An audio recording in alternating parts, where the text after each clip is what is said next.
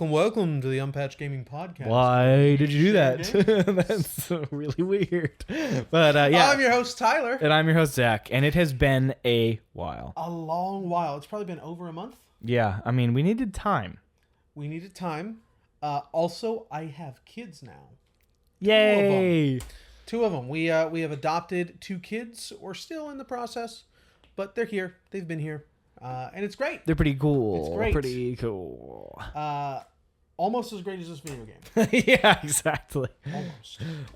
Yeah, this has been a good little time. We're gonna have a lot to talk about, but probably not a very focused episode. I feel like this is going to be a very, just like when you tell your friend what you just did in Tears of the Kingdom, that's the kind of discussions we're gonna likely have. But Tyler, why don't you introduce the beer so we can get I brought a bunch from 512, one of Austin's. That's like one of Austin's oldest, right? Yep. Yeah. 512 Brewery. These are 3 of their wine barrel aged beers. Specifically, we have the Cab Tripel. This is a Tripel, which I love. I love farmhouse ales so much. Aged in a Cab barrel. That was a piece of glass. Hopefully, there's none in the beer. Hey, you know what? I'm going to risk it. It adds flavor. Wow, look at that. Look at that. I'm very happy about this. Oh, dude, I haven't had a good Tripel in a while. Yeah. Been focused on lagers Yes. for pretty much this whole year. I will be focused on them for the rest of my life. I love them so much. But We wow. are going to have some drinky drinks today, Yes. my guy. Well, Clinky Clank is very... They're still... Oh, okay. Keep it pouring. Keep the good times flowing. Isn't that Oh, that's Internet Historian. The Mother Energy label. All right. Oh, that's Clink. Right. That's right. Thank you. All right. Well, got a good snarl to it. Oh, dude, and it's well tempered. It's well tempered. There's... That's like I was like, hey man, I heard you went out with Lucy last night. Oh, she's a well-tempered gal. That's kind of. Please describe this beer. I can't. It's... I was going to say Lucy. I'm like, well, she's well-tempered. No, dude, this is something else. It doesn't have that typical banana-y. Oh no, there it is, just a little bit, but it's hidden under a new range of complexity. It's definitely. A new range of complexity. I'm trying to meet your well-tempered. So, but no, like there's this weird. It's hard to explain, but you know when you have a wine that's very acidic and it kind of leaves this astringent taste on your tongue, kind of like that. There's also a particular sweetness to it that is spilled this not out. that banana. It's really good when you get it all over your shirt. Yes, that way you can just like suck on the shirt. Oh, yeah. Put this over here. I like a fabricated beer. Beer. Listen, I barely have words for Tears of the Kingdom right now. I definitely don't have words for this beer, but it's freaking delicious. This is very nice. Oh my goodness. Like it. Let's talk about Tears of the Kingdom. So here's how we're going to structure this discussion. We're going to have a non-geeking out-y, very basic, what are you going to get playing this game? If you haven't played it yet, you probably aren't going to play it, honestly, unless you're like my brother who's just waiting until he's done with school. But or can't afford it. I met a few people it's at a the coffee big shop boy that were waiting price to get it. tag. Wow. Yes, Nintendo's first $70 video game. And if you're gonna pick one to be $70, I mean, that's the one. This is it. So Metroid Prime. Yeah. Will likely be. Oh, I'm ready. All that to say, Tears of the Kingdom is definitely a sequel to Breath of the Wild. It is absolutely reusing, not in the same way Majora's Mask did, but it is reusing many of its assets, spaces, all that stuff, and it uses it well. I would say that it solves some of the problems present in Breath of the Wild. Definitely. The weapon breaking has been typically the problem with weapon breaking is you kind of reserve your weapons. You don't want to use them. You're afraid to experiment with them, things like that. Which I tell everybody who plays Breath of the Wild. Don't just use your weapons. Stop hoarding, and you will constantly have weapons. But also look for a guide to find out how to increase your inventory, because it wasn't until like 40 hours in that I finally found that. Yes. And I could get over that. That problem has not been fixed. Critical things that are not explicitly identified. I was trying to explore and be adventurous, and I would end up not having a paraglider, which was necessary, not truly necessary, but I didn't have enough, zonite or zonite devices to get around the need for a paraglider yet. It's in part of the critical path, like there's so many things that expect you to just be following the critical path for a while. Yeah, there's no reason that shouldn't have been on the starting Sky Island. Yeah. And it's honestly been silly. exacerbated because really the only thing in Breath of the Wild is the inventory increasing. Mm-hmm. Everything else you can go without. You can start and walk wherever you want. You'll be fine. But you want that inventory buff fast. All that to say, it does solve that because now it has the fusion system. All weapons are inherently broken or rusted somehow, and you need to reinforce them by fusing monster parts or choo-choo jellies or whatever to them. You can fuse to your shield as well. Allows you to be pretty creative, but this also means that you have a permanent resource that you're rewarded with. Like if you pick up a diamond from a chest, you're like, oh, I can sell this, or I could put it for a real durable, really strong weapon. Yeah, I now have in each of my types I'm carrying, I've got a diamond version for like sort of weaker enemies, just when I'm out in the field doing whatever. Yeah. Like a diamond spear. It looks beautiful because it's on a scepter. It's on a tall scepter. Now it's a staff when you put a gem on it, but when you put a blade on it, it's an elvish spear. It's very cool. Nice. It's very cool. So this allows you to have rewards that you feel are more permanent and lasting while still incorporating the weapon break system where you can't just find one you really like and use it forever. I experimented a lot. There are certain enemies that just respond really well to certain strategies or elements or weapons. I can think of the Gloomhand enemy. If you just get a good boomerang with some ice on it. Yeah, I didn't think about that at all. That's such a good idea. Yeah, and it just, I mean... Or throwing ice... I mean, you could just throw a choo-choo jelly in the middle of them. I didn't even do that. They don't stay frozen very long, so you got to have quite a few. Yeah. But it's, it allows you to be pretty creative. What this game has done is it has kind of cracked open the systems that are already present to make the world itself far more meaningful at every single step. So now every tree, every object can be fused, picked up, put into some crazy contraption, can be fused to a weapon, right? Like there's all this, everything has meaning now if you look for it, which is kind of the whole point of Breath of the Wild philosophically. Anyway, look somewhere. If it looks important, stands out, it probably has something there of value. And that was the core philosophy of Breath of the Wild. And we see that kind of blown up a bit. I watched 5 centimeters per second yesterday. Really good movie. I would recommend you watch it. It's a very early Makoto Shinkai movie, and it's about seeing the loveliness in the world. I'm reading a book right now that talks about that, where he calls us we are God's orange peel hanging on a chandelier. We are here because he likes us, right? So the lover, the woman in a relationship, right? Like my wife is beautiful and valuable outside of my eyes that see her and behold her and love her. She is inherently beautiful and lovely and all those things. But me as the admirer, I bring this special value. I know my wife better than anybody else in the world, and it's been given to me to hold up that value in her.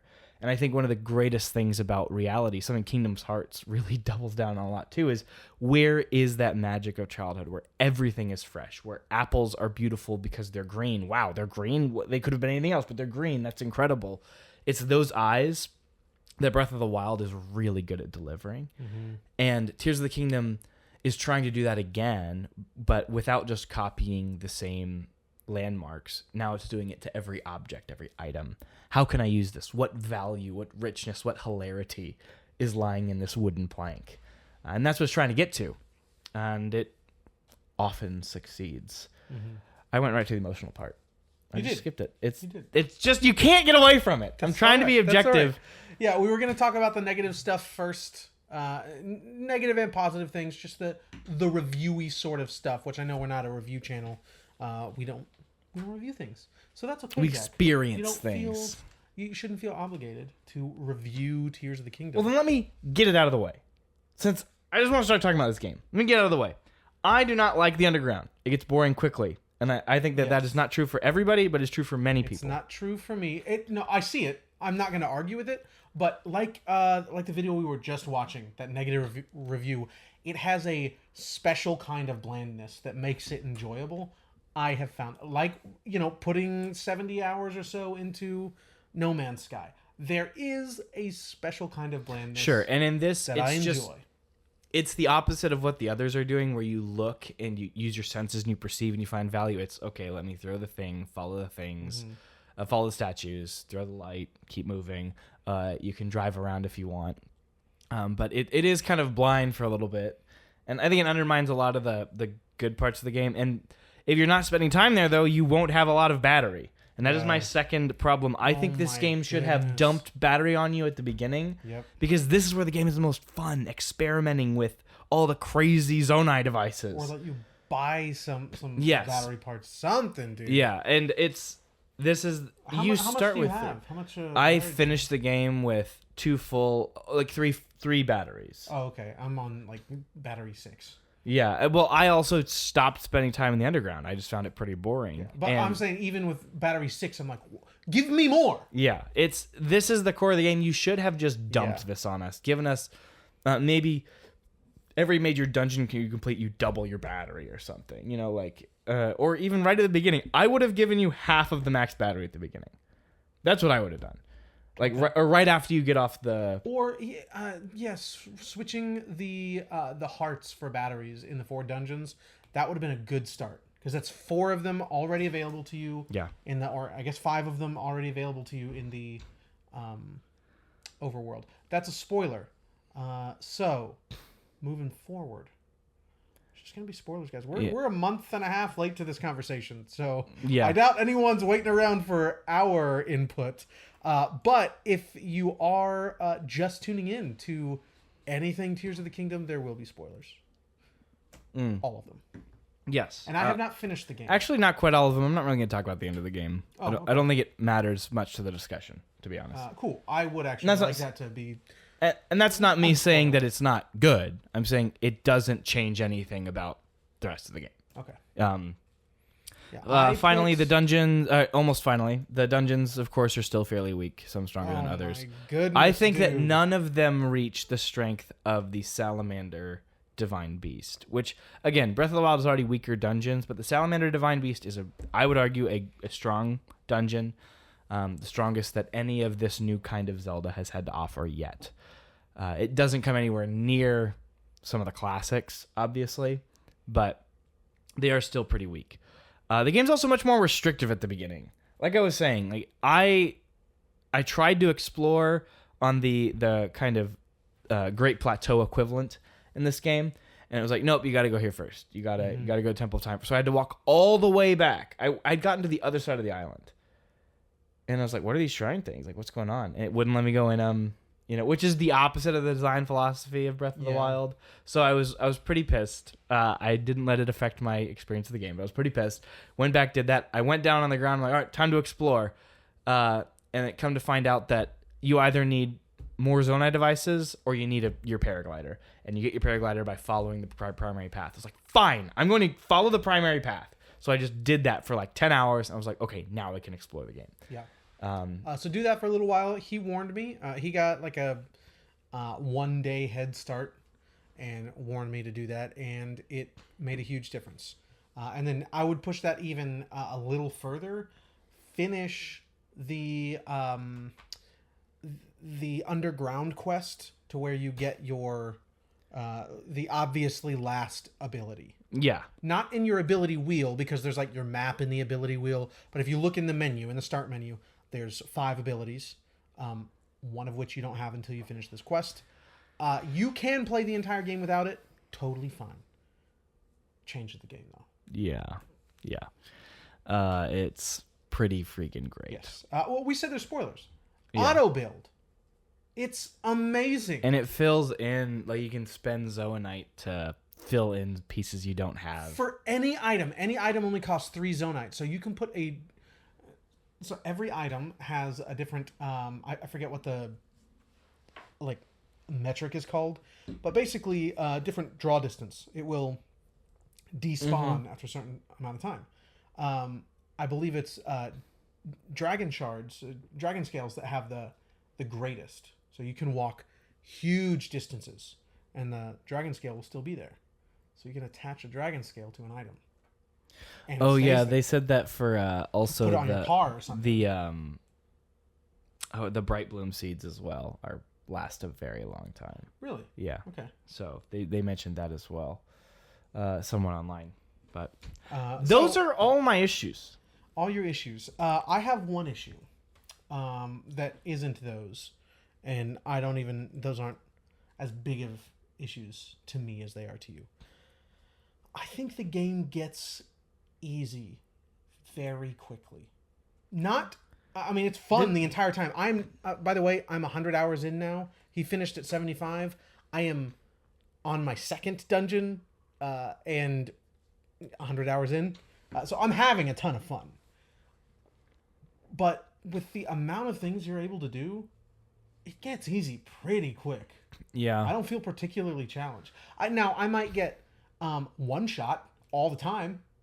However, it's very easy to just not get hit, or I think that was true of Breath of the Wild as well, but because you didn't have all the Zonai device stuff, it did pose more of a challenge. Like, I did not go where strong Lionels were in Breath of the Wild until I was stronger. Yeah. In this game, if I saw something I couldn't beat, I was like, there's probably a way to beat this.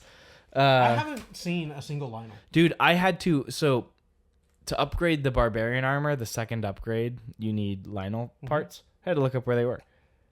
I had to look up where the Lionels were. I saw one very early on down below, and I ran away. But I want to fight some. Don't know where the heck they are. Yeah, they should have put more. In Breath of the Wild, they were abundant. Yes. Something that makes it too easy is the Springs? Oh, sure. Golly. Yeah, springs are great. Springs are really overpowered. I killed a King Gleelock way too early because of springs. Yes. The one on that island. Great. I got there so early. And I was like, you I made a defeated mistake. King Gleeok Yeah, just by using the in springs. your underwear. Yeah. 3 hearts. I didn't have anything that did more than like 45 damage at the time. It's like, here we go. Yeah, I think that's what I was at. You just 45 damage, like 9 hearts, I think. Yeah. I did not reach my second row by any means. Oh yeah, I only just did. In fact, I haven't yet. I need to. Before I finished the game, not on the second. I had 3 hearts over the second row when I finished the game. Well, I'm right there. Anyway, something that adds to this immensely is the weapon economy. I hardly ever have even 1 or 2 weapon slots open. I'm using all my weapons all the time. Yep. I'm not hoarding anything. And I never feel pressed for anything. Yeah, and you can always replace it with something. Like, I'm never like, oh, I'm saving this one big piece. Like, no, I know I will get another really big, bad, awesome piece.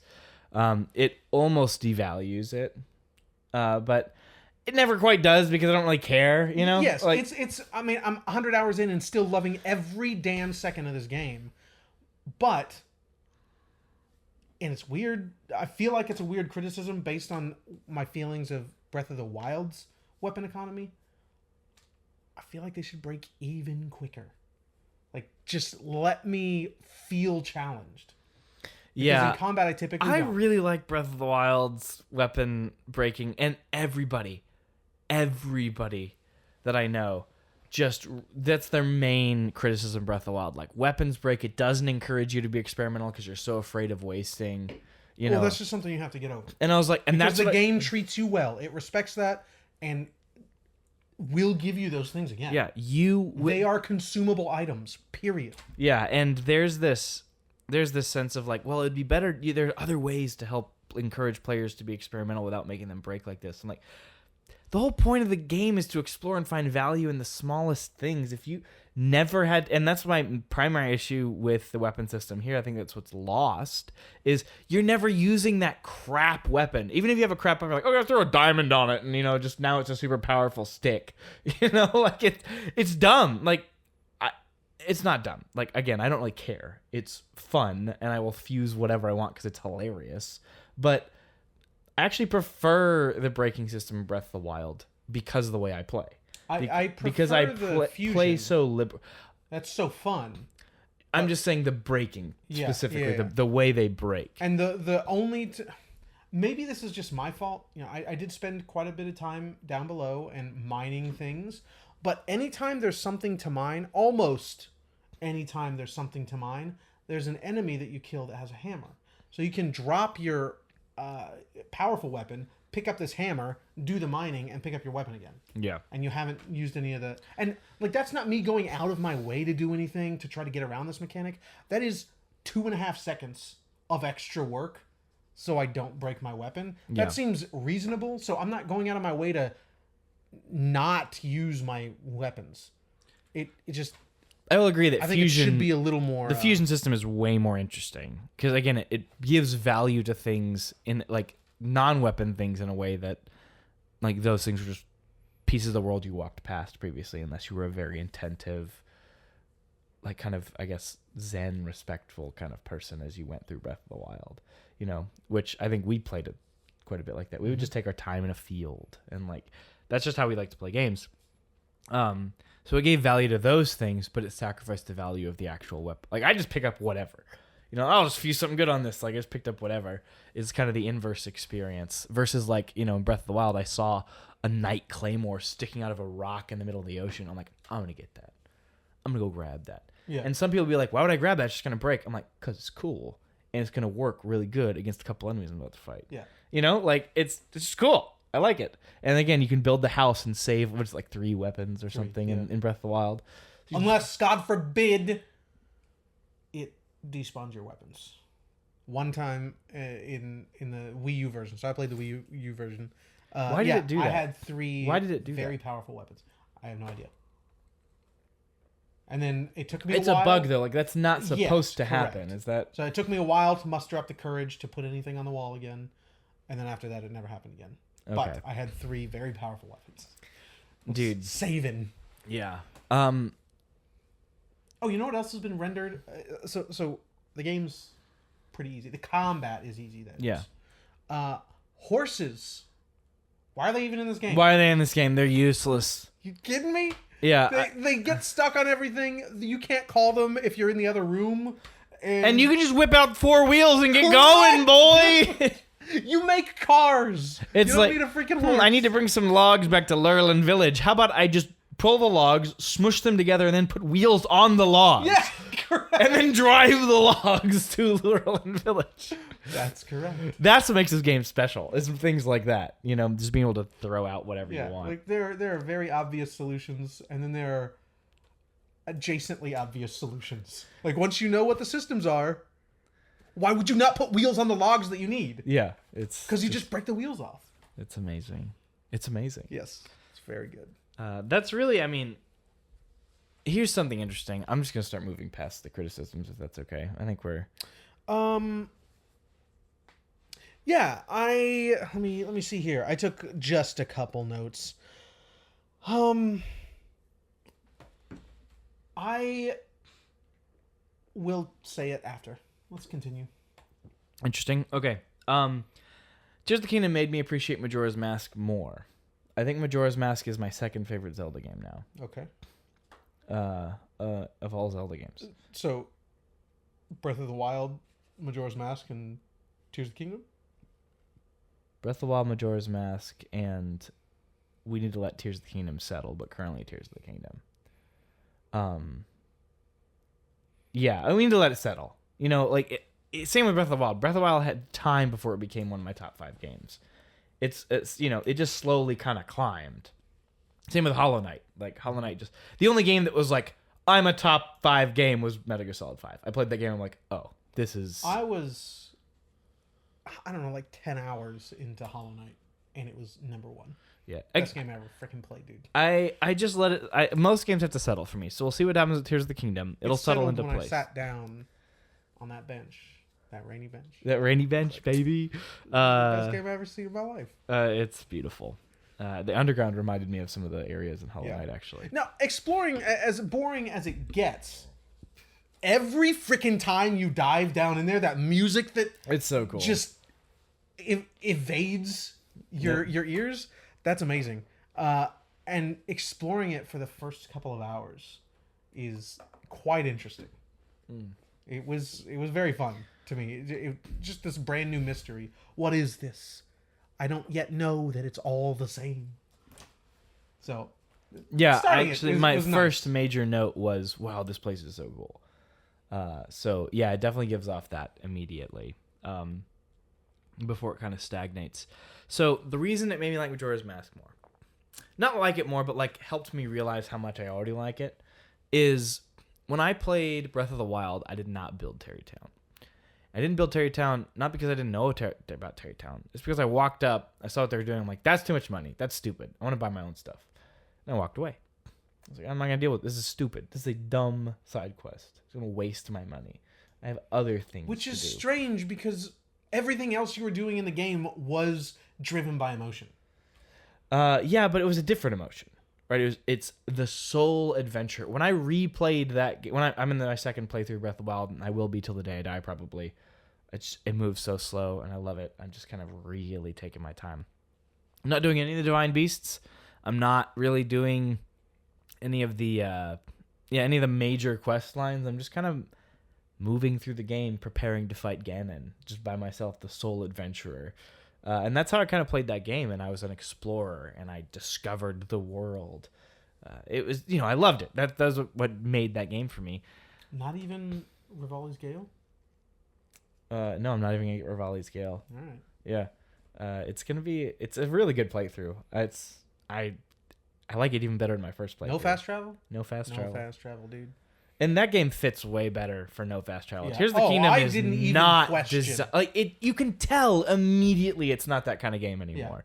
It's like this is very mission driven. Like let's go. Papa, I have turned this, the map this, off, but no, it was. Yeah, same. I had no qualms with fast traveling. Yep, same But here. in Breath of the Wild, it was like 20 hours into my first playthrough. I stopped fast traveling, and then my second playthrough was, I was on a horse everywhere. The only time that I fast travel in Breath of the Wild by the end of the game was to just reset on top of the tower. Like if I wanted to reset on top of the tower for anything, either for a view or to do. I just didn't want to.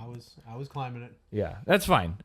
taking my sweet time. Yeah, that's fine. That's the only time I fast traveled at the end. There are things to do, but this game definitely doesn't lend itself to that as much. However, going back, if I were to have played Breath of the Wild today, the main thing I would have done is Terrytown. And Majora's Mask is a big reason for that. I remember when we talked about what are the last things you'll do when you reset that day? What are you going to do for the people? Are you going to leave them all the way they are? Or are you going to actually change something about their life? And which ones are you going to pick? What are you going to use your time for? And Terrytown is this blazing beacon of why are we beating Ganon?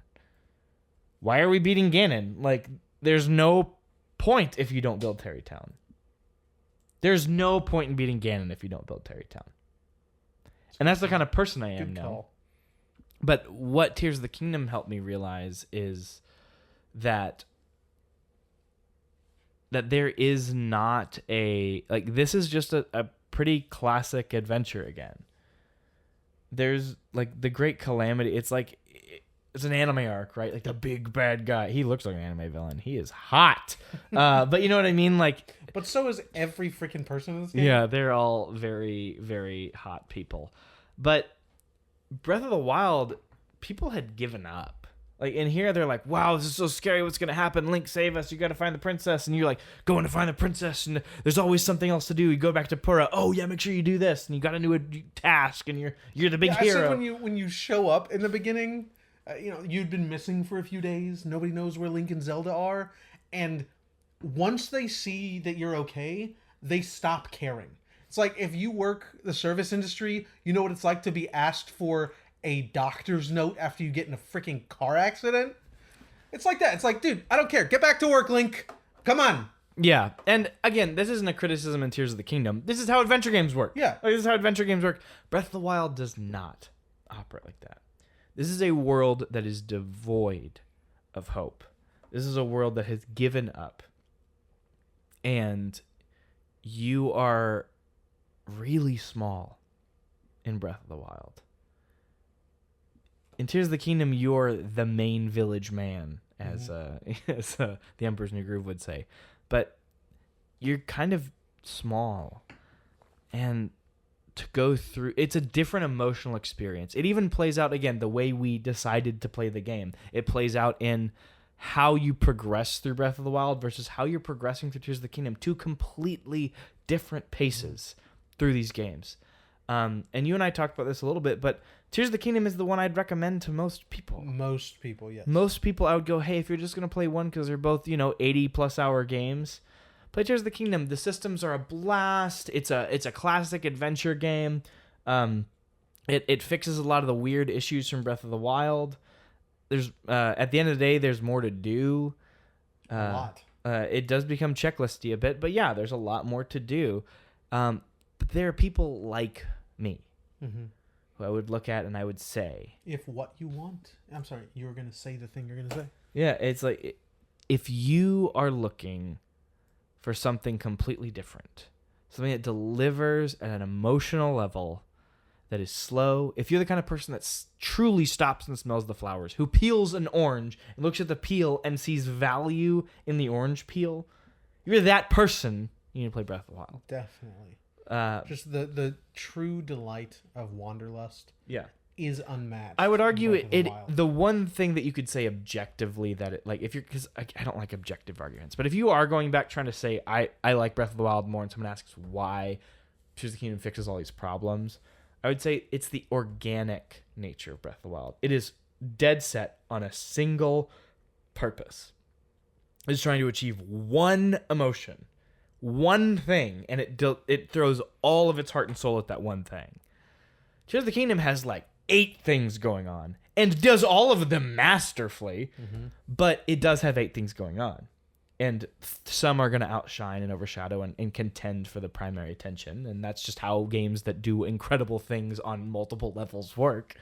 And that's not a detriment. That's not a negative. It is different, though. It is different. And so I was surprised to find myself finishing this game, and I put it on the shelf, and I haven't thought about it much until we came back to sit down about this. Outside of the random, little machines I've built popping in my head. Whereas Breath of the Wild, again, it's not a nostalgia thing. It's not this, like, well, back when I played Breath of the Wild. It's not because I did it first.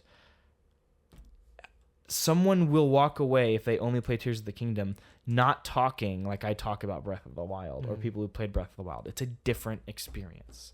And you're going to walk away with something different. Yeah, I was trying to think of things that do stand out. Things that are in both games and are just the same. And have been made more engaging in Breath of the Wild. If they aren't just the same, in Tears of the Kingdom, they're more engaging. But why are they better in Breath of the Wild? And there's 2 things that came to mind immediately. Other than some of the landmarks, which I think we've already mentioned, just, getting lost, looking for landmarks, walking. I remembered, I don't know if it's scripted, if like this is on your path, but the first time you fight a rock talus on the Great Plateau, and it just, and the music starts playing, and you're like, "Oh my god!" Yeah, you have disturbed something. Yeah, and then I think of a sleeping Hinox. Yeah, why is it sleeping?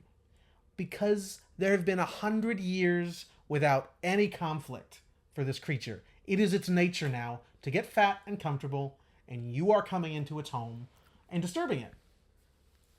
Now, that's just the way the mechanics work for this enemy variant, and there's nothing special about it. Yeah. It's just a thing that sleeps over there. You can go fight it or not, do whatever you want. Yeah. But stumbling upon various rock taluses and the sleeping Hinox, they feel like they belong in the world. They're super out of place. So I would be curious to see someone who played only Tears of the Kingdom. There's the Shrine of Courage, Power, and Wisdom, and they're not required to finish either game. But when I remember stumbling across a Shrine of Courage, and it's this huge kind of picture like Mesoamerican, kind of structures, these big dragon serpent heads, And I remember stumbling across that in Breath of the Wild and going, wow, this place is beautiful. This place, like, what was it for? Mm-hmm. Why is it here? And when I got there in Tears of the Kingdom, I said, all right, what kind of quest we got? Yep. You know, like, and like this is obviously a place where something's happening. And I don't know if it's because it can't be because I've already seen it. Because when I went back in Breath of the Wild and I found it again, I was like, that's right, this place is awesome. It's the structure of the game. Hyrule is in a different state now, and so are you as a player. The first thing you do, it's very obvious. They want you to dive off of this spot, off of the Great Sky Island. You land in this town. You talk to this person. You have to completely turn the other way and reject all of that to miss this. It is very clear. And it's clear from that first conversation, this is a different thing. We are at war here. Everybody, it's all hands on deck. Which is cool. It's a cool adventure game. It's totally cool, but that's why it's different. It's not you, it's the game. Okay. I would agree with that. I would love to hear from anyone who wants to hop into our Discord who's only played Tears of the Kingdom. Do you respond the same way? I know there will be exceptions. But what was your initial... Did you have that same gut response? I'd be really curious. As would I. What do you think about this? A lot of people who have said they don't like the game talk about how it's repetitive, you're always doing the same things. I have found that a lot of them are not engaging very much with the building systems, with kind of the physics and the... I don't know. It's hard to tell if they're engaging with the building systems when they make that criticism, because I've heard that criticism also. It's hard to tell if they're engaging with it or not. But if you do... Nothing is the same ever. Of the game. Yeah, nothing is the same ever. And this is my question. For better or worse, you do not have to engage with the build system past the baseline requirements. How it teaches you through the shrines to use the building system. You could end the game with barely doing it. Mm-hmm. You totally could. But why? Why would you do that? Like, that's my point. Like, so do you think it was a wise design decision to not force players to engage with it more?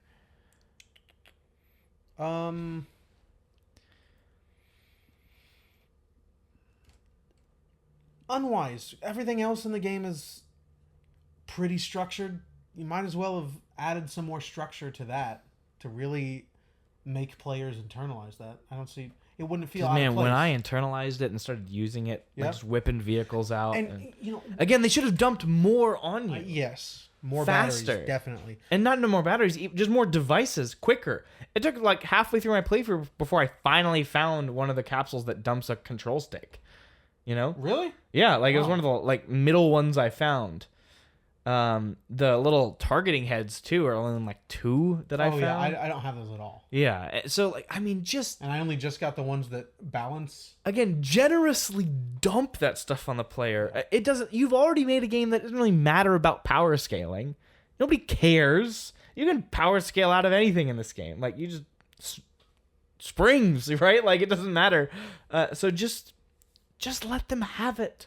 Mm-hmm. Let them feel wild abandon. I do wonder if it was out of fear of not overwhelming the player, because you've already got these make it a 10-hour mark kind of thing then, like where just all of a sudden the game has this hidden switch where it upticks and all of a sudden these things are everywhere, after you or maybe make it after you do a couple key shrines. Make a primary quest. Find these 5 particular shrines. They're red shrines or, some sort of special thing where they are specifically designed to... Because many of the shrines are already explicitly designed to teach you how to use some of these mechanics.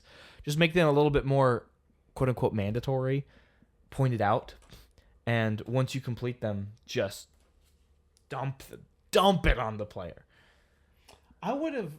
This is interesting. So all of the schematics you get are found down below. A couple of them are found from some shrines down below, or rather these temples. but most of them are found from these Yiga Yiga clan. strongholds. Dude, Master Koga's design. He's so silly. I Dude, love him. he's my favorite character, probably. I love him. Just the biggest beer belly Dude, ninja. and then he's like this. He has his hands up like Mr. Magic. So you yeah. Wait, who is that? That's not. No, that's the maestro. Yeah, that's all I get. Maestro is his name. I love him so much. that whole soundbite will die with me. It will never. Yeah. Oh, I'm so sorry for anybody listening. No, the one that just replays in my head is the thirst trap thick mamas, the fairies, dude. They put jiggle physics on them. They moan and ooh and ooh, and then they kiss Link and he blushes. Didn't they used to take him down into the water? I don't know. In the last game, I don't recall. I seem to remember that. That was too much then. Yeah, I mean, Link too needs a much. break, dude. That's right. He lost his girl, you know. That's right. Like he's carrying a lot. He has a lot to unload. Sorry. That's right. He does. Anyway. And you see the Yiga clan up top. You know, you fight a lone Yiga every now and then, and it's like the most annoying thing. Like, Koroks are less annoying than encountering a Yiga clan. They have no health at all. You have to get through the dialogue. Yeah. It's just a chore. It's stupid. I would have appreciated being ambushed. Yeah, like a true And ambush. a true ambush. And if you die, you get taken down and put into prison. See, and that'd have be to escape. great. Just like in the Gerudo And Village. do one of the like the shrines that strip all your clothes and you've got do the Eventide Island thing. Yeah. Those are fun. Dude, And so when that that would've happened to been me in for the Overworld. first time in Breath of the Wild, you just go to Eventide Island and they strip all your clothes off. You're like, oh, what is happening? I never went. What happens there? Because I went to Eventide Island and it's like just a little bitty thing. What? Yeah, it's just a is it? pirate thing. It was fine. When you land on Eventide Island in the first game, and you need a lot of stamina because you have to glide there. You can't fly there. Like you have to glide there. Can't build a boat. Yeah, you have to glide there, and so it takes a decent amount of stamina. And so you land there, and all of a sudden you black out, and you wake up, and all your gear is gone, and you just have to the whole island has now become this maze puzzle combat challenge where you start with nothing, and you just have to pick up what you can find. And how much have you learned playing this game? How have you truly been experimenting with the bombs and stasis? Like, see, the way I've heard you and Nick talk about Eventide Island, I thought it was like obviously not an actual tower, but like a battle tower. no, Challenge thing. Where no, you're- it's like an environmental challenge. Okay, I thought it was something. And that's totally why I different. always call it Legend of Zelda Subsistence, because in Metal Gear Solid 5, the subsistence missions they're basically you redo a past mission, but you drop in with nothing, and so you have to like procure on site. Dude, I can't tell you how many times I have thought of Metal Gear Solid 5 while playing this game. Yeah, man, it's that openness. Metal Gear Solid 5 is It's so good. Dude, you know what I remember most about Metal Gear Solid 5? Is just switching weapons. Just switching my inventory while I'm out in the field is so freaking satisfying. The UI in that game, Yeah. it's incredible. It's a good one, dude. I love it the game's so much. beautiful. I'm glad we got to share it last Yes. year. Was Oh. it last year? The previous year? Yeah, Anyway, last year. It was so good. yes. It's Oh, good stuff, man, and they're I wanna gonna- go back and play it. Dude, Volume 1 of Metal Gear Collection is coming to PS5. Volume 1 is what they're calling it? I don't know, but part 1, whatever. It's 1 through 3, I think. Don't get your hopes up. For what? 4. No, I know. That's what my hopes are up for. Dude, what if they ported Is it 4? named Part 1 or Volume 1? Yeah. Like, that's explicitly the name. But the question is, are they going to skip 4 and just have, like, what they did with Kingdom Hearts, where it's like a video recap? You get to watch all the cutscenes, and then you get Volume to play 2 5. is just a remaster of 5. Of 5, yeah. Metal Gear Solid 5. What is the collection called? What is the I collection don't that's know. coming out? I need to look. Okay. Metal Gear Solid 5, The Phantom Pain, plus Ground Zeroes, The Collection Volume 2. That's what I want to see. That's incredible. The Collection Volume 2 Delta. There we go. Delta. We will see. We'll see how that game goes. That's good stuff. You know what I miss? Beer. Why are you not drinking that beer, dude? I'm talking We have a lot. 2 more. I drink I'm gonna slower open than them. you, and you go ahead. I talk a lot, and I drink slowly. But you know what? You know what music I miss Pray tell.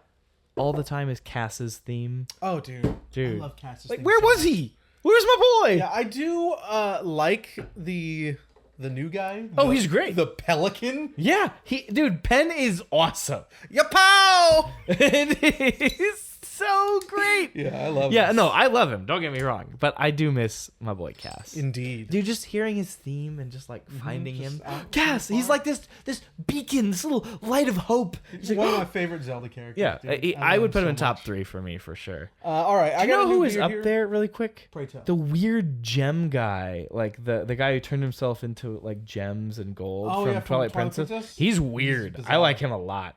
Better than Yeah. the bug girl. Holy crap. Bug girl. She's weird. Agatha. I or like whatever. Midna a lot.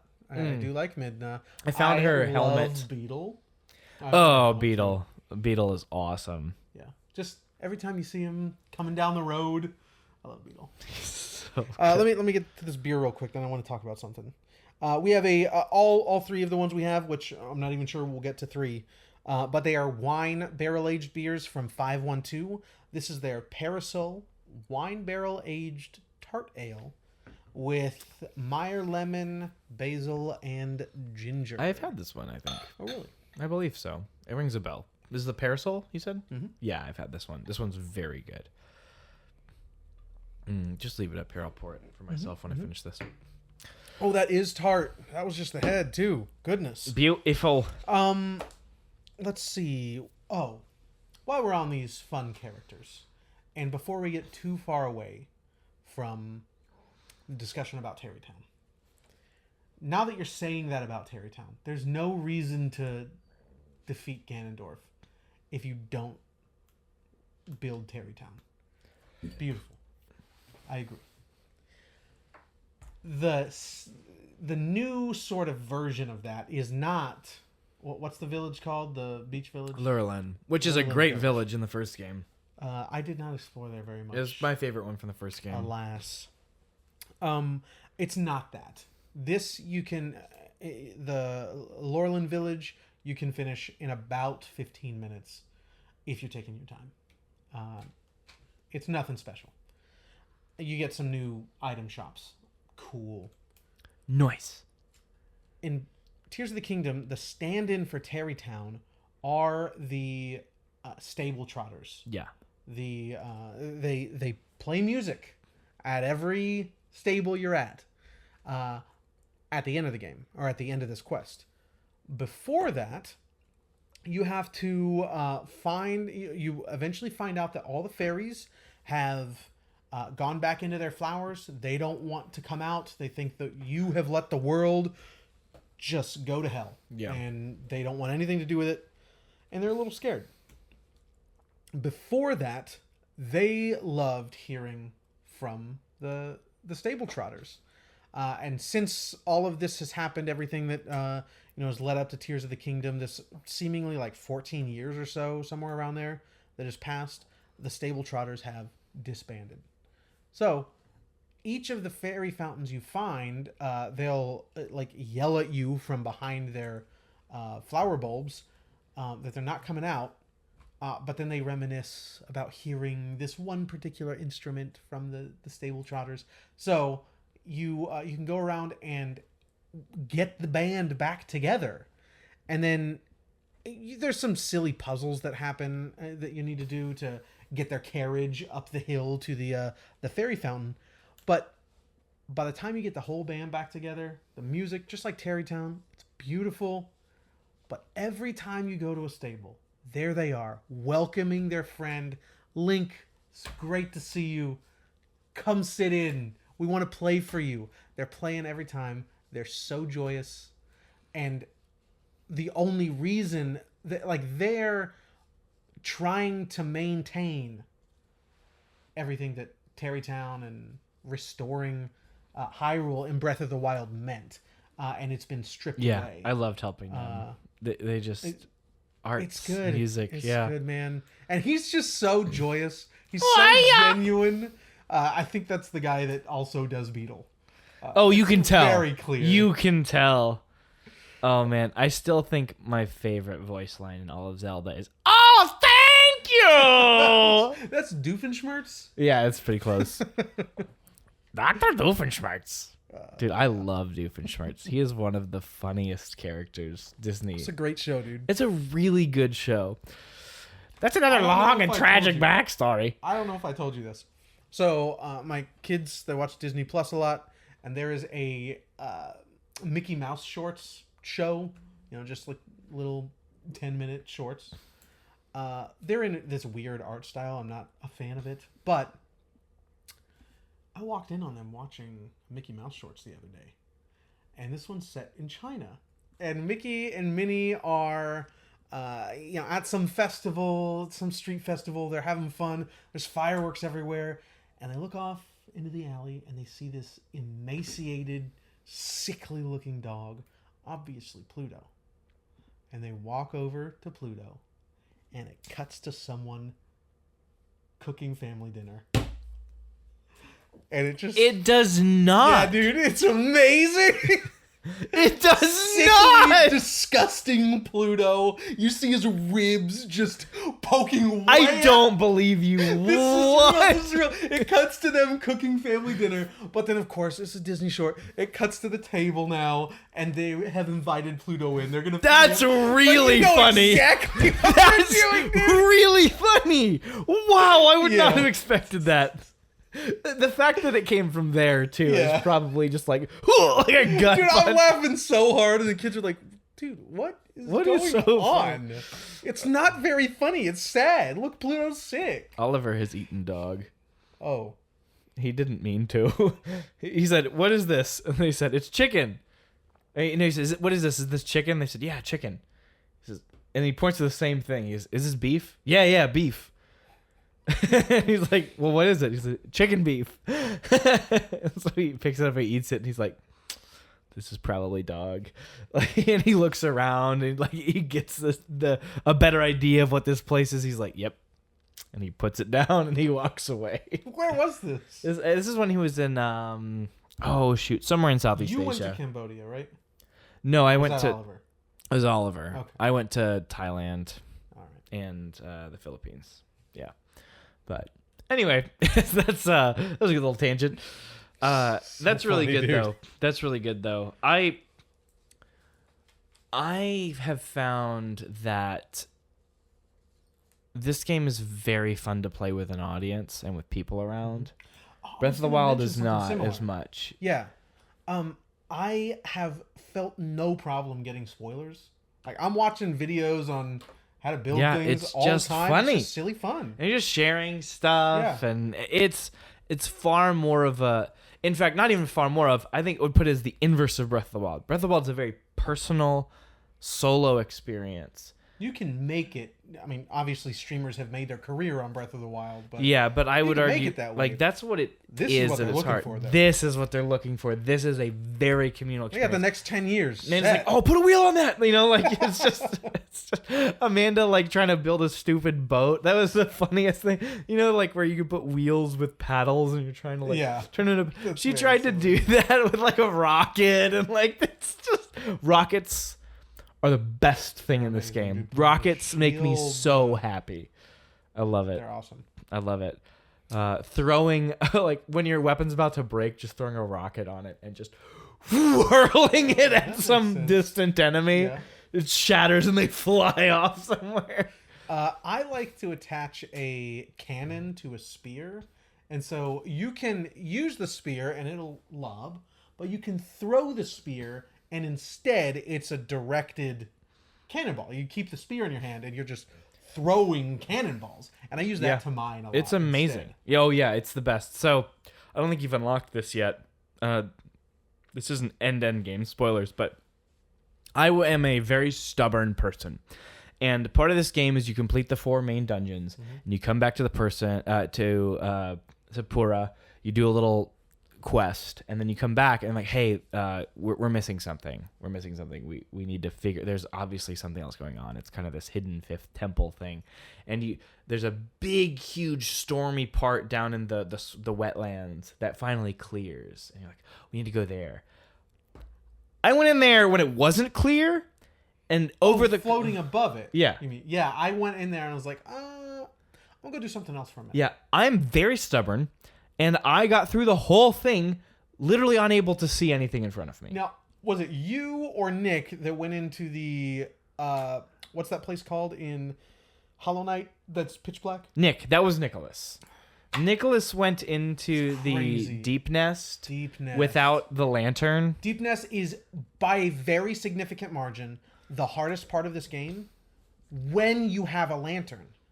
Otherwise, it's pitch black. You can't see a thing. Nick got through the whole thing. Yeah, the whole thing while it's pitch black. That's a testament to how open Hollow Knight is, too. No, he needs therapy. That's true. Well, I also need some help because I went through this whole thing. It was an absolute pain in the butt. And I got there and I found this hidden 5th dungeon. And I was like, oh, this is good stuff. Well, one of the things that you get is obviously another sage, and it's a mech. That's Koga's mech. He built it. Did you finish the Koga line? No, it's different. This is different. I don't know if Koga built the same mech. I didn't finish Koga's. Oh, maybe. Well, I saw. Does it have an owl face with like little arms and legs? Yeah. I've not seen the face, but everything else about him is exactly the same as the mech that Koga was driving. Okay. Well, it's a mech, and it can attach hand, arm, or back, and you have to kind of like move down. And yeah, the main thing I use to mine is I'll just have the cannon on that mech and just be blowing it up. You can drive it? Oh yeah, you hop on its back and you're it's Koga's mech. Yeah. I don't know why he has it, but probably found all the pieces. Yeah, I didn't finish Koga's quest line. Like I said, I stopped doing all the underground stuff. Yeah. I just fast traveled to finish Koga. I was just trying to, because at that point, that's when I had just unlocked the auto build, and I was like, yeah, sure, I'll get as many schematics as I can. Recipes. Yeah, literally have never built one of them. Oh, really? I've never even looked at the list. Oh, I build quite a few. It's useful to have on hand when you just need like a quick over the sand or something like that. Like the hovercraft over the sand, a little like just a sled with a steering stick and a. I have built those, but I've never looked at the list to. Because they teach you about it when you go into the things. The games, like Zelda always has like games that you play. Way too easy. What games? Like, so there's one that's like, see how far you can get, and like with that's right. I didn't see one. And like with the ball or whatever, and there's quite a few. Land the plane in the center of this. Really, I had a really hard time with that one. Oh, I couldn't get it into the center. Oh, okay. I did it on the second try, but I couldn't do it on the 19th. Wow. Okay. Maybe I take that back. Sorry. They were really hard. That was really well designed. And then the one that hits the bell. Did you do that one? Yeah. I did that once and I got like a 24. But that's only after I watched Donkey's video. Have you seen his video on? Okay. He tried for seemingly most of his playthrough to get that as high as he could. And it seemed like an absolute joke. So I did it once, and it was not very good, and I moved on. Very nice. I also just did it once and moved on. Dude, you should definitely watch his video. Really? Yeah. I bet he goes ham. This is his kind of game. Of course this is his kind of game. That's why I love his Metal Gear Solid 5 video. It's just his kind of. I've never watched that one. It's just his kind of game, where he just like, toys, like that's his whole jam. It makes. My favorite Donkey video to this day is his Metal Gear Survive video, because of how much he got out of 5, talking about how, like, he's like, in Metal Gear Solid 5, you can solve one mission 100 ways. In Metal Gear Survive, you can solve 100 missions one way. Of course. It's really good. I'm excited to play that with you one day. One day. I always look for it every time I go to. Like I don't have a copy, so pick up 2 if you find 2. Yeah, if I find 2, I'll grab you one. Yeah, I don't have one yet. I found it on PC. I'll play it on PS4. Yeah, definitely. Wow. Yeah, that's One of the missions that always rings in my head from Metal Gear Solid 5 is in Afghanistan. There's this like small town that has been overrun that sort of scales up this hill, and you start on the opposite side of the road, and there's a small river, a dried river. But so what is that called? a dried river. Yeah, I have no idea. To be a river, you need water. So then what is the? I have no idea. I live in Texas. I should know. Well, yeah. So there's a small bridge that crosses that, but you start way on the other side, and you have to get to the top of this little hill. Does this ring a bell? Yes, absolutely. I know exactly what you're talking about. It's a good mission. It's a great mission. I think my favorite one in the game, the one that that's not true. One of my favorite ones in the game is the mansion mission. I don't think you got to that one, if I recall correctly. Like, it's in the forest in Africa. Yes, I did. You did? Okay, yeah. And you go into the mansion and you retrieve Code Talker and you extract him.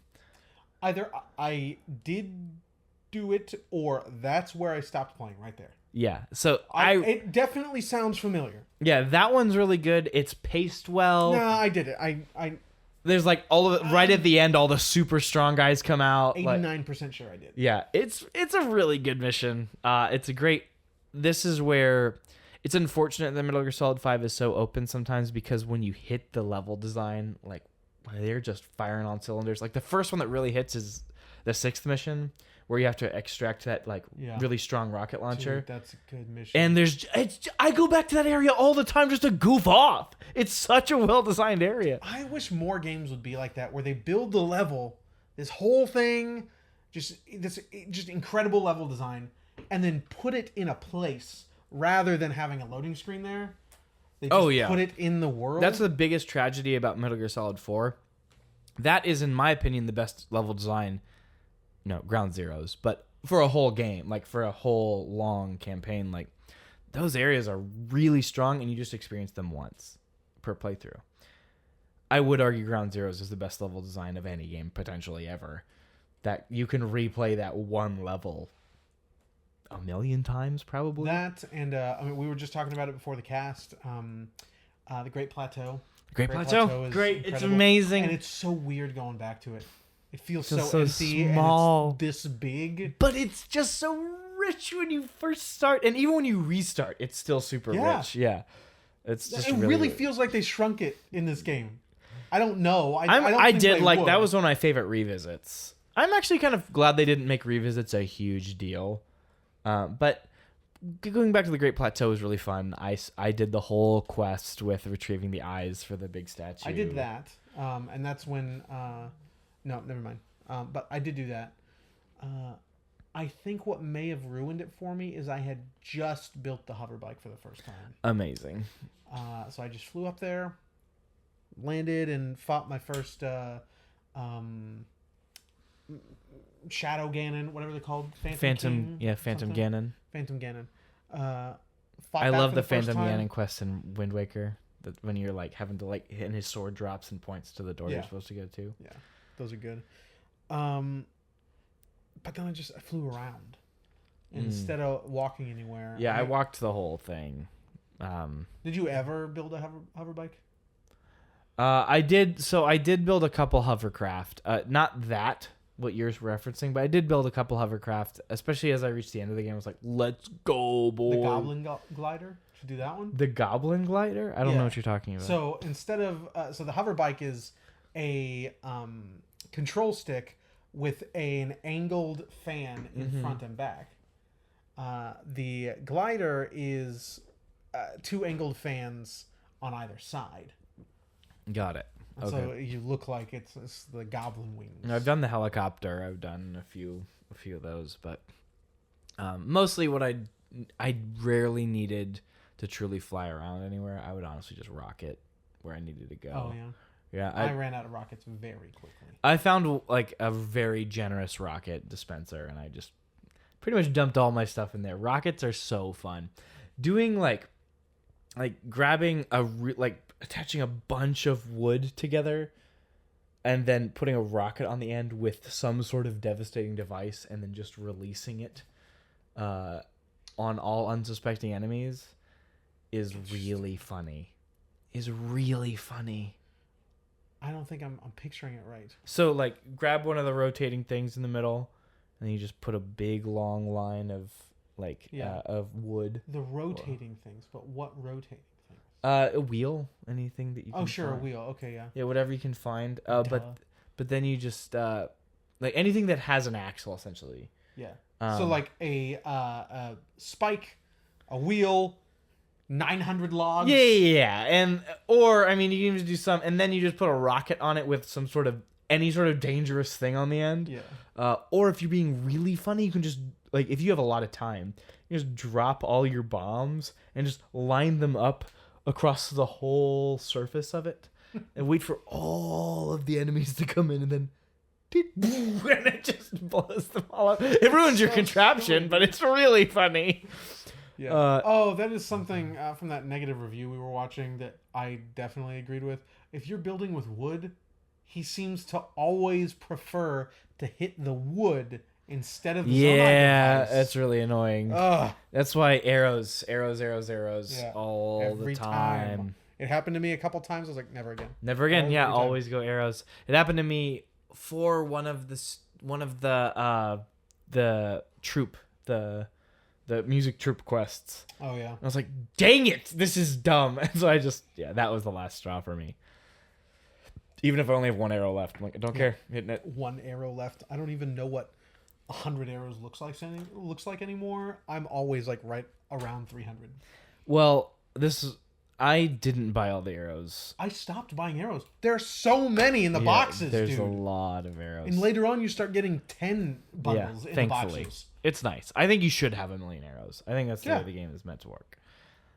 It definitely works best. I was buying every single arrow for a while, but yeah, not really anymore. Yeah, there was when you do the Goron dungeon, it gives you so many arrows. I stopped. I was like, okay, great.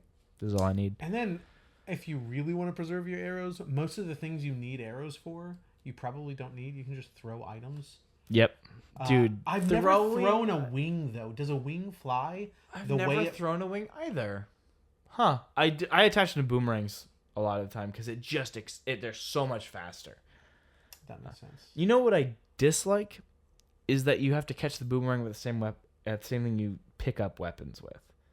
Yeah. So if you accidentally pick up a weapon, it might just like fly past you. Yeah, that's true of everything. Like activating your your friends, your super friends. You get all of them out there. Listen. Goodness. Tears of the Kingdom. It's just fun. Dude. Like Nintendo just makes fun games. And the fact that they were able to make a game that not only didn't disappoint people, like most people, that not only didn't feel like a retread, that is just another bona fide masterpiece all over again. Yeah, it's incredible. It's unprecedented. No other company does this. Yeah, I know. It's amazing. Wild, dude. It's tears, dude. Sorry. I love this game so much. Yeah, it's really fun. Right now, if you were to ask me, go ahead. If you were to ask me, it'd be Breath of the Wild, Majora's Mask, Tears of the Kingdom, Wind Waker, Twilight Princess. I think if I play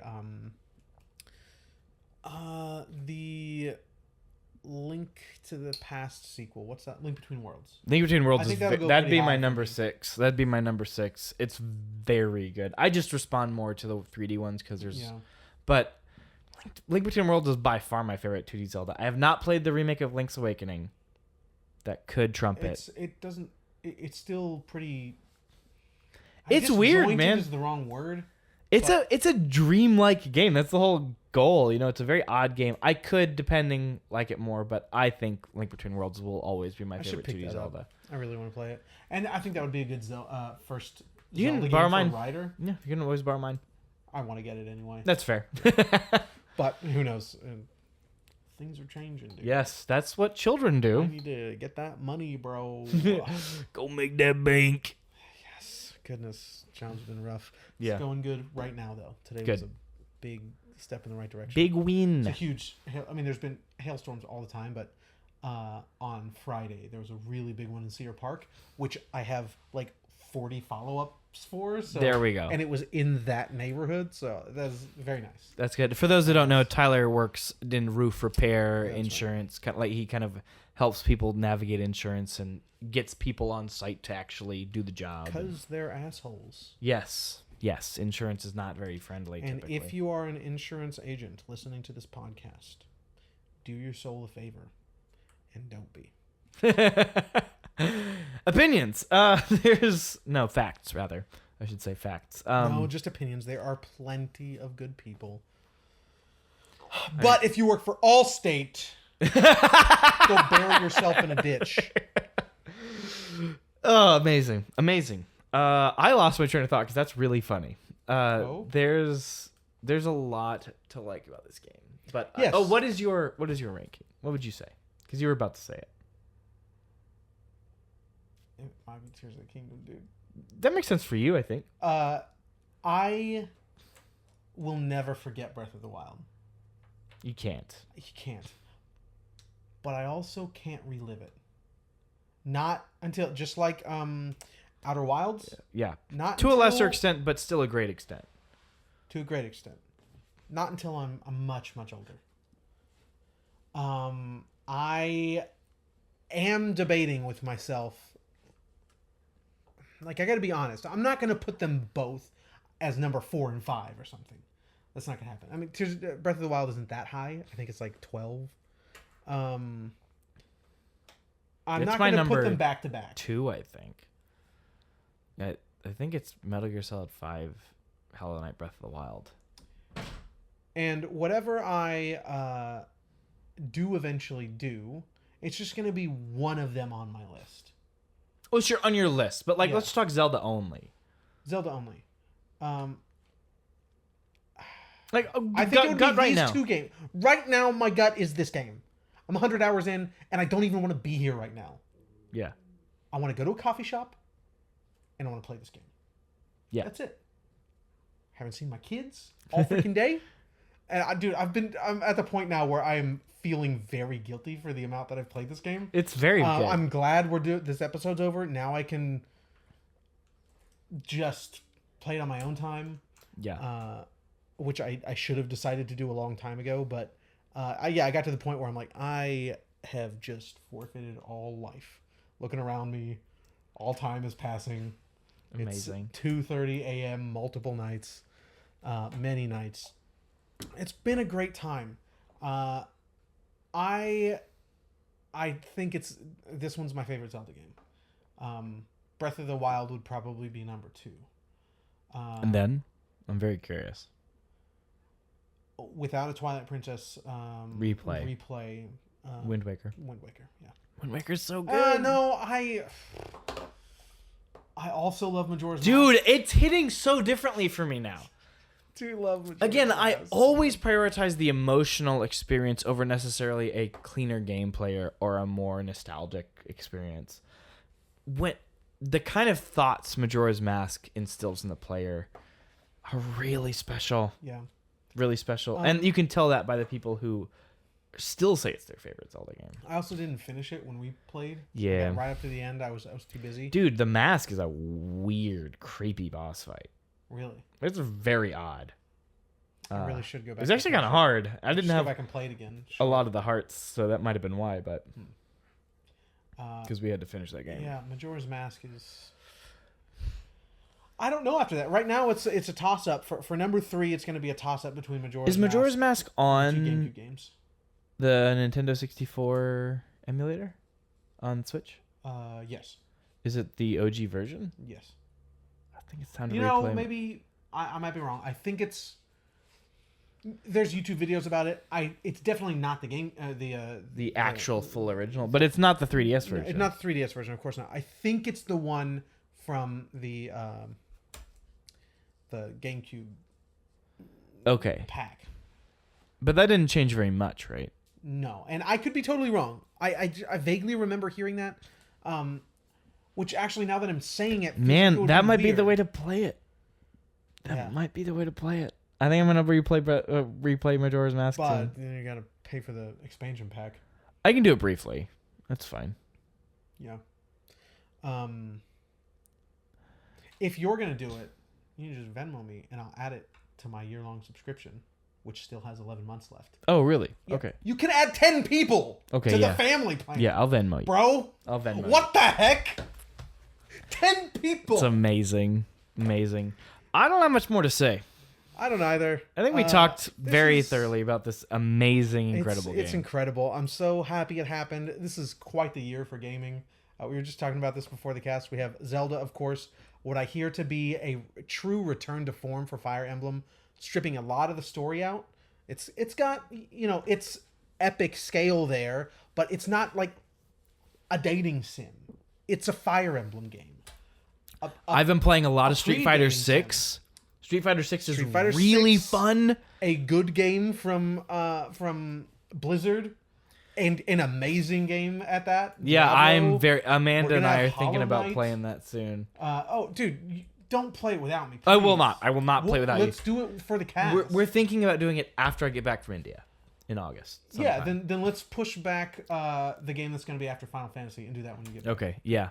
Absolutely. Yeah, it'll be a good time. And so, yeah, Final Fantasy 16. Yeah. Looking like a great game. Oh, bad news about Final Fantasy 16. Oh, tell me. They put their foot in their mouth with that no day one patch. Oh, there's a day one patch. There will be a day one patch. Hey, as long as they commit to that no DLC thing, that's at least a big win. Yeah, there was a couple things they couldn't get in there, so it's like a 300 megabyte patch. That's nothing today. Yeah. For a AAA release. It's still small, but they spoke a little too soon. They got too excited. Well, at least you can tell where their heart is. They know what people want. Yes. The first AAA company I'll defend is Capcom right now. If I'm going to leap to the defense of any company that's AAA right now, I'll do that before Nintendo. Nintendo makes some dumb decisions. I will They make dumb decisions, but aside from Pokemon, they barely make. You'd be hard No, I pressed agree. to find But a the bad one that game. I am the quickest to defend these days is Of course Capcom. They are hitting it out of the You are very close to the point where if it is not a Capcom game, it's not a game. Exactly. Capcom, Nintendo. That's about it, boys. Anyway, or indie, but So you should play Minish Cap.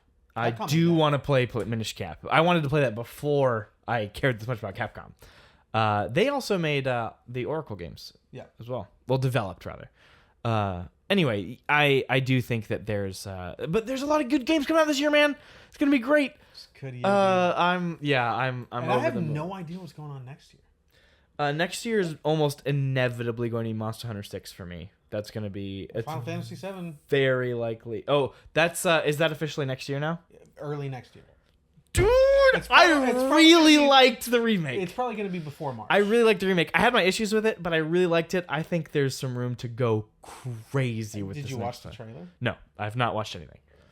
It is going way over there. Whatever they're doing. That's what it needs to be. It needs to not retread, because the weakest parts of 7 Remake are the times where it's just doing exactly what 7 was doing. When it gets a little weird, then I'm like, okay, here we're No, talking. there's barely any room to do what 7 was doing. It sounds like. Good. There's some characters like the wizard guy that is The astronomer? in Disc 2 or something. Yeah, the astronomer. He was prominently featured in the trailer, but I mean, does everyone go to prison? In like everyone gets caught in an explosion, and each of them go to the hospital, but the hospital seems to be in prison. Great, they've let's all been go, captured. boys. Let's go. That's what it seems to be. Maybe I watched it incorrectly. And the or something. gameplay's super fun. They made a really Yeah. good system with some great That boss was the best fights. part of it. That was the Yeah. best part of it. Playing Tifa, best part. Yeah, they did a really good job. So I'm looking forward to what they're gonna deliver. Did you play Crisis Core, the remake? No, I'm gonna get it. I played Because the I remember original you twice. played it. I did not play it. The Yeah, original. I loved the original. I played it twice. I'm gonna watch some reviews to see if I want to get it on Switch. It was a handheld game, and they're not changing the gameplay too much, so I think it might feel shallow if not played mobile. if it's a full console experience. However, That's what happened with me at Peace Walker. I don't really want to separate the Final Fantasy. There's VII something collection about on- it, dude. on PS5. So it's probably going to end up being PS5 for me. Yeah, it's dude, this is gonna be a good year. So far my favorite game this year is I mean, that from this year is Tears of the Kingdom for sure. Oh, but, absolutely. Dude, you know what?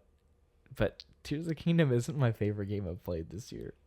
Is it Monster Hunter? It's Devil May Cry 5. Oh, yeah. That game is like That my makes baby. I love that game, dude. Gonna be. I put more time into Devil May Cry 5 than I did in Tears of the Kingdom. That's insane, I dude. I beat Bloody Palace with Nero. So predictions. What do you think your before we get to that? I'm gonna take a sidestep real quick. I want to get back to let's do predictions for what we think our year's gonna look like. I got a Switch OLED just before this came out. It seems like the Zelda Special Edition is not quite a general release, but not a very limited release. I think it's still available on Amazon for retail. Okay. So I picked one up. I was getting another Switch for the kids anyway. So instead, I handed them mine and upgraded my own. I have not had the opportunity to play this game very much on the TV. I've played probably, of the 100 hours, maybe 15. Maybe. That's extremely generous. On the television, I've been out of town working, so I'll stop at a coffee shop or something. I cannot imagine playing it on the original model Switch.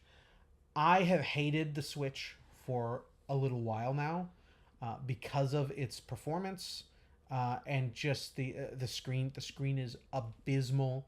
The speakers are not very good. The battery life sucks. The OLED, of course, aside from the performance, total game changer to me. I've played 80 or so hours of this game handheld. Dude, Hollow Knight would look so nice. You should just play Hollow Knight again. Sure. Like, who cares about Final Fantasy? Let's go. You just play Hollow Knight. I'll take care of talking about Final Fantasy. No, I want to try it. Yeah, I've already pre-ordered Final it. Fantasy will be my kind of game.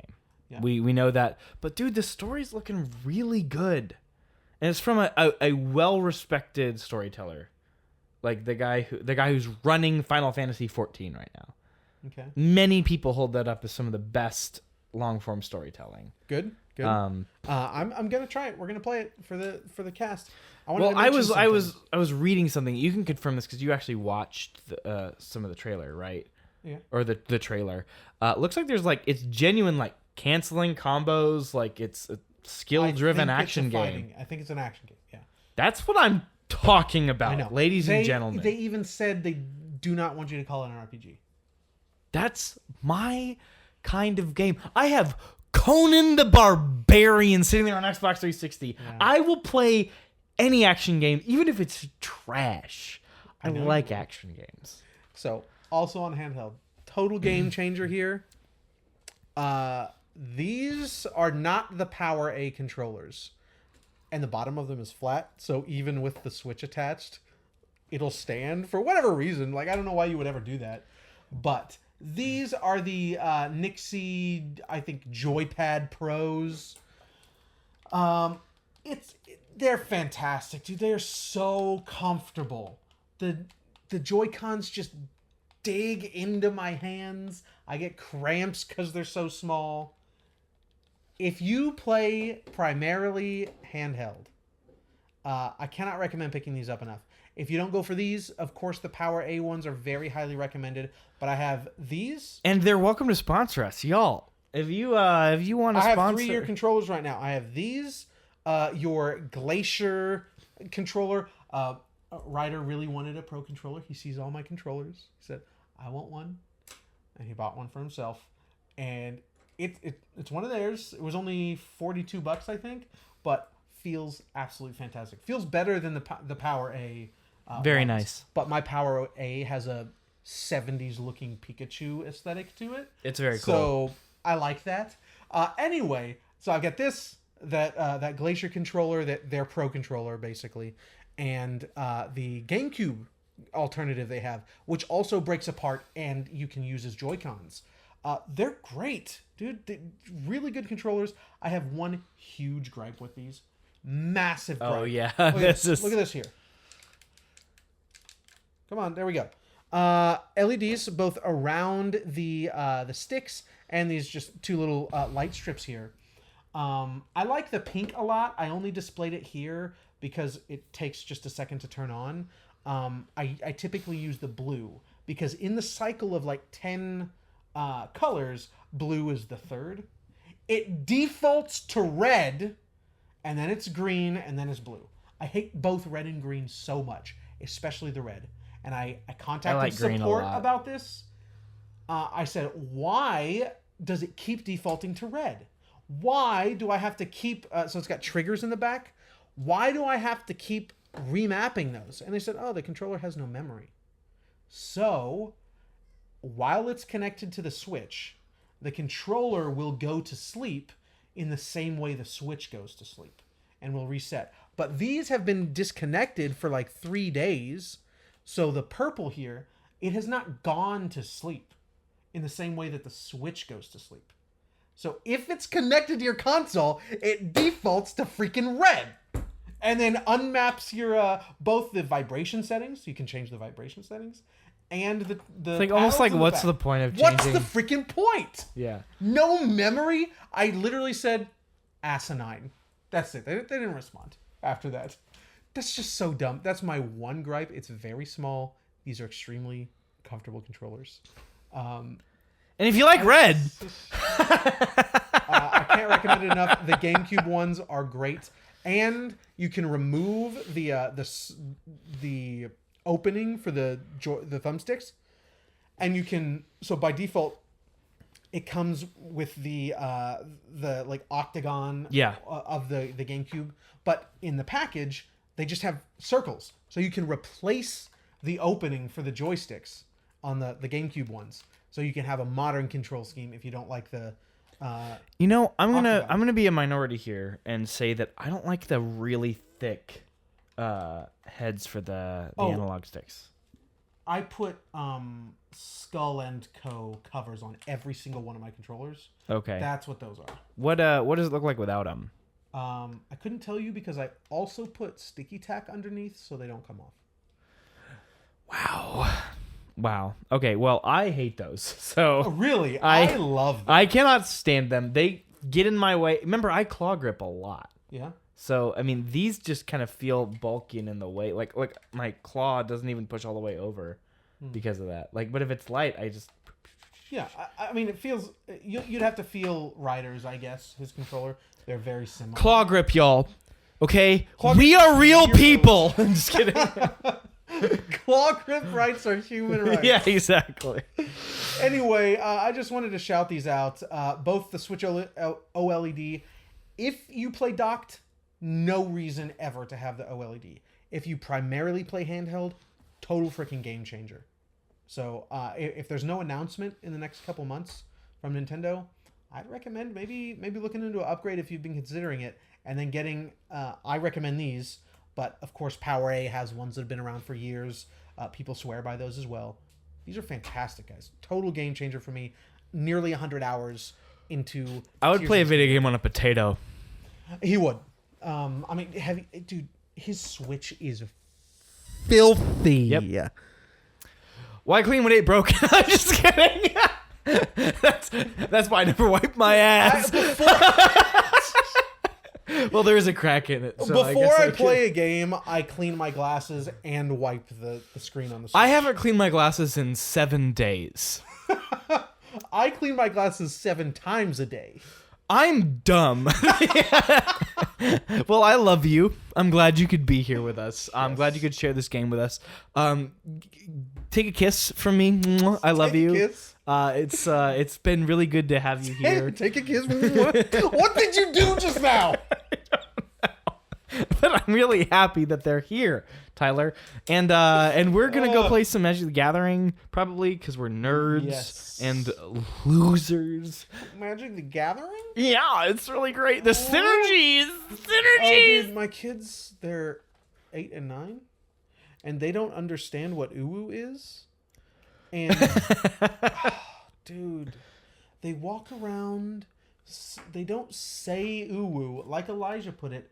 They excrete uwus in the most inappropriately opportune times. Oh my god. It's terrible. And you can't just, like, I can just say, guys, please stop doing that. I can't say, stop doing that because it's prepubescent little girl's O-face. They don't understand that. This is parenting, y'all. This is parenting. I have yet So to you gotta experience choose your the battles. joys here. Yeah, you got to fight. And the them. ooh battle, I have lost. Ryder will just say, hey, Dad, I love you. And then later, next time he says it, hey, Dad. Oh. And Nick and I have been coaching them to say the most annoying things by accident. God. This is not active coaching. This is just me and Nick being terrible, annoying people, and then children identifying with us because we are prepubescent, annoying people, and then repeating what we say. True facts. Yeah, it's pretty great. It's pretty great. It's pretty great. But that's it. Almost as That's it great for as me. Tears of the Kingdom. That's it for me. That's it for me. No predictions, I guess. We'll Kisses. just talk about- Mwah, mwah, mwah, mwah, mwah. Stop. God. You just ruined this entire episode and we're not posting it. Listen, thank you so much for being here. If you have not played Tears of the Kingdom yet, we cannot recommend it enough. If you have played it yet, awesome. Glad you are hopefully enjoying yourself. Kisses. He's all about it. Listen, folks, as he said, thank you for being here. I know it's been a while. You're welcome to come join us on Discord. That is open. Links will be in the description. A link will be in the description.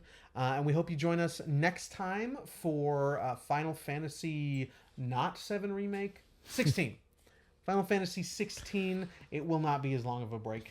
Definitely not. And folks, please don't forget to share what you love with who you love.